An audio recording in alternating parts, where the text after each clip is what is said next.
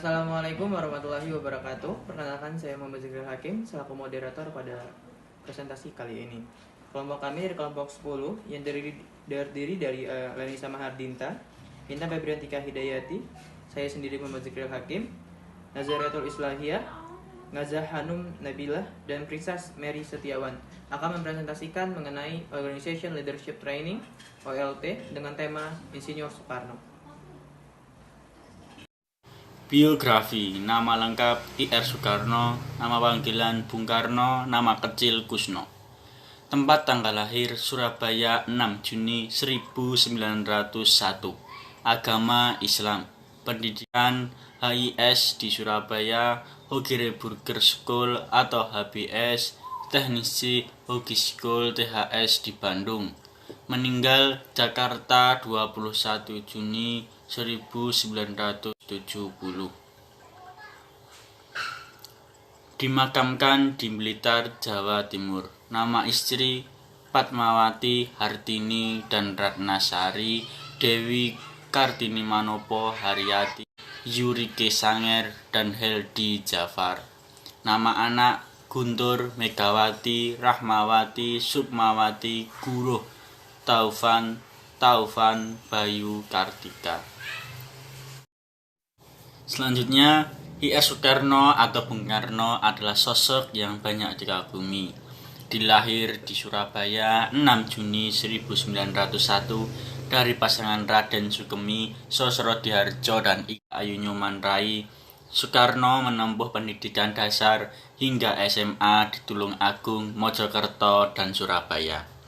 Usai tamat dari HBS, Soekarno berkuliah di Teknisi Hogi School The Bandung, sekarang namanya adalah ITB, dan lulus dengan gelar Insinyur Teknik pada 1926.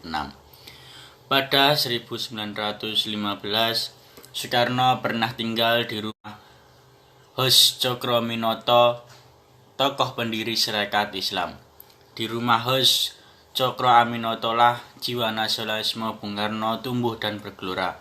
Soekarno muda mulai belajar berpolitik, berpidato, dan aktif menulis di koran harian dengan judul Otosen Hindia.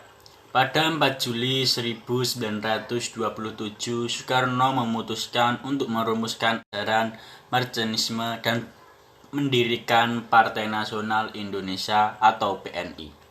Karena partai ini bertujuan untuk Indonesia merdeka, Belanda menangkap Soekarno pada 29 Desember 1929. PNI juga dibubarkan. Baiklah, saya akan melanjutkan materi mengenai biografi Insinyur Soekarno. Setelah bebas di tahun 1931, Soekarno bergabung dengan Partindo sekaligus memimpinnya. Akibatnya, Soekarno kembali ditangkap oleh Belanda dan dibuang ke Flores pada tahun 1933 dan dipindahkan ke Bengkulu 4 tahun kemudian. Setelah melalui perjuangan panjang, Soekarno dan Bung Hatta memproklamasikan kemerdekaan Republik Indonesia pada tanggal 17 Agustus 1945. Dalam sidang BPUPKI pada tanggal 1 Juni 1945, Soekarno mengenalkan gagasan tentang Pancasila. Dalam sidang PPKI pada tanggal 18 Agustus 1945, Soekarno terpilih sebagai Presiden pertama Republik Indonesia. Soekarno menjabat sebagai Presiden hingga tahun 1966.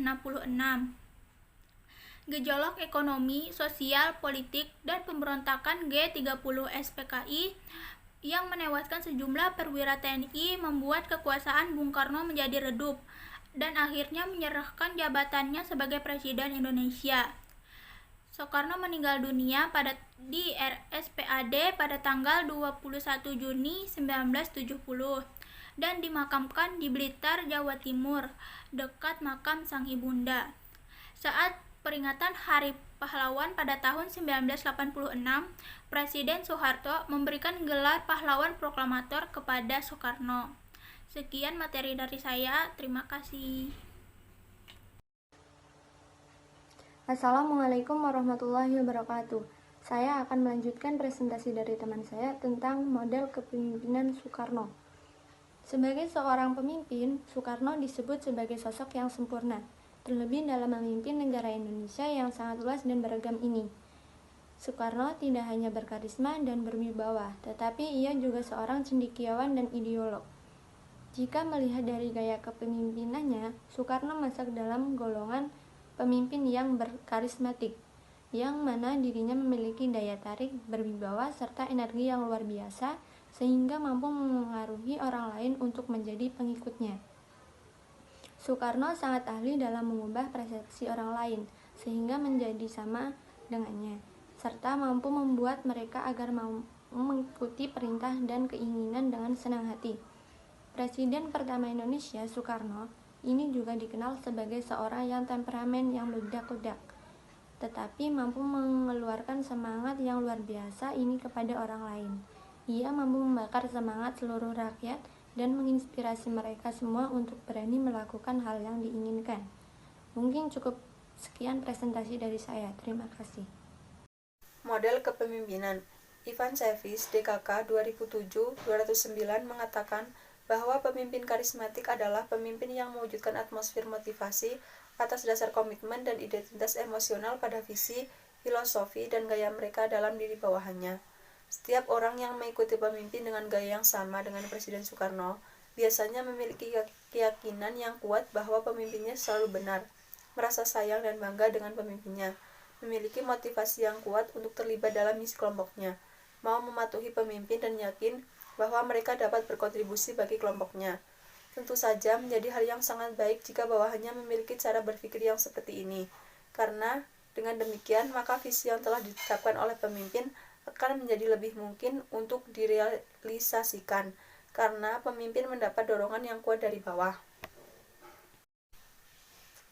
Gaya kepemimpinan karismatik sendiri dibedakan menjadi dua type, yaitu type karismatik di masa krisis yang mana pemimpin ini akan menunjukkan pengaruhnya di saat menghadapi situasi krisis, seperti misalnya ketika informasi dan prosedur yang ada tidak mencukupi, serta saat type visioner yang mampu mengekspresikan visi bersama mengenai masa depan. Pemimpin karismatik dengan type visioner biasanya mampu melihat gambaran yang besar untuk masa yang akan datang, serta mampu melihat peluang yang ada dalam gambaran besar tersebut, serta memiliki kemampuan komunikasi yang sangat baik. Alasan memilih Insinyur Soekarno. Insinyur Soekarno merupakan pahlawan yang sudah memerdekakan negara Indonesia, dan beliau memiliki jasa yang sangat besar bagi bangsa Indonesia. Beliau juga mengorbankan dirinya demi negara Indonesia. Selain itu, beliau memiliki pribadi yang tegas dan berani melawan penjajah. Beliau juga yang berusaha menyatukan Indonesia agar memiliki persatuan dan kesatuan yang tinggi, agar Indonesia dapat lebih maju dan dapat melawan penjajah. Beliau tidak takut pada penjajah sedikit pun, dan beliau berjuang mati-matian untuk memerdekakan Indonesia. Contoh yang dapat diambil dari tokoh Insinyur Soekarno. Pada masa kepemimpinannya, beliau adalah pribadi yang konsisten dan sangat fanatik, cocok diterapkan pada era tersebut. Sifat kepemimpinan yang juga menonjol, dan Insinyur Soekarno memiliki rasa percaya diri yang kuat, penuh daya tarik, penuh inisiatif dan inovatif, serta kaya akan ide dan gagasan baru, sehingga pada puncak kepemimpinannya pernah menjadi panutan dan sumber inspirasi pergerakan kemerdekaan dari bangsa-bangsa Asia dan Afrika, serta pergerakan melepas ketergantungan dari negara-negara barat seperti Amerika dan Eropa. Perjuangannya dalam mensejahterakan rakyat secara adil ditunjukkan ketika beliau memperkuat usaha-usaha ekonomi rakyat pribumi. Beliau juga aktif dalam kegiatan dan partai-partai politik. Oke, terima kasih kepada teman-teman yang telah mempresentasikan mengenai Insinyur Soekarno. Selanjutnya, dari tokoh soal Insinyur Soekarno ini kita bisa menarik kesimpulan. Dari kisah tentang Insinyur Soekarno, kita bisa menyimpulkan beberapa hal. Yang pertama adalah giat mencari ilmu dan berorganisasi akan membentuk watak seseorang lebih baik. Yang kedua, gigih membela yang benar adalah sikap seorang pejuang sejati. Membela kebenaran tak gentar meski nyawa terancam sekalipun. Selanjutnya, itu adalah mengutamakan kepentingan bersama dibanding kepentingan pribadi, akan menghasilkan sebuah keputusan yang baik bagi kehidupan bersama. Yang keempat, meski dihadapkan dengan banyak masalah, tidak melemahkan daya dan tekad pejuang.